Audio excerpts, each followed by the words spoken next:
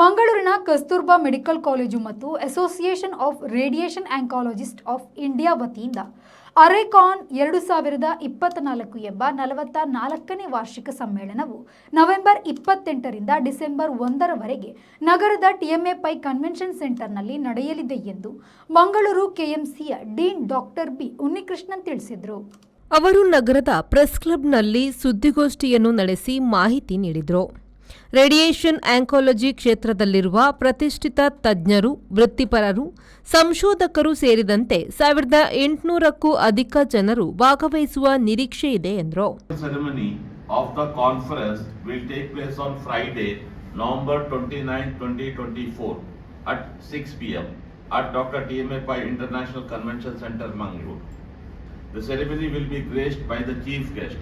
Chief guest would be Shri Dinesh Kumar Shukla, Chairman of the Atomic Energy Regulatory Board, AERB, Government of India. The inaugural ceremony will be presided by Dr. H.S. Ballal, Pro-Chancellor of Manipal Academy of Higher Education, Manipal. The guest of honor of the inaugural function will include Surgeon Vice Admiral Dr. Arti Sareen, Director General Armed Force Medical Services.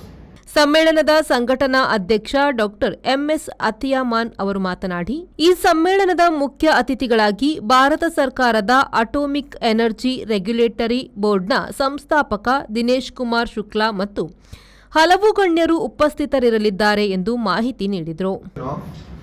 More than 5,000 oncologists of radiation subject in the country. So every year we have a national conference. Every year it happens. So this is the 44th annual national conference.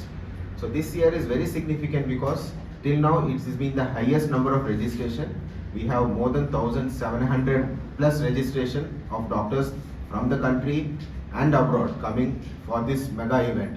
ಸುದ್ದಿಗೋಷ್ಠಿಯಲ್ಲಿ ಡಿಲ್ಸನ್ ಲೋಬೋ ಉಪಸ್ಥಿತರಿದ್ದರು. ಶರತ್ Salian, ವಿ4 news, Mangaluru.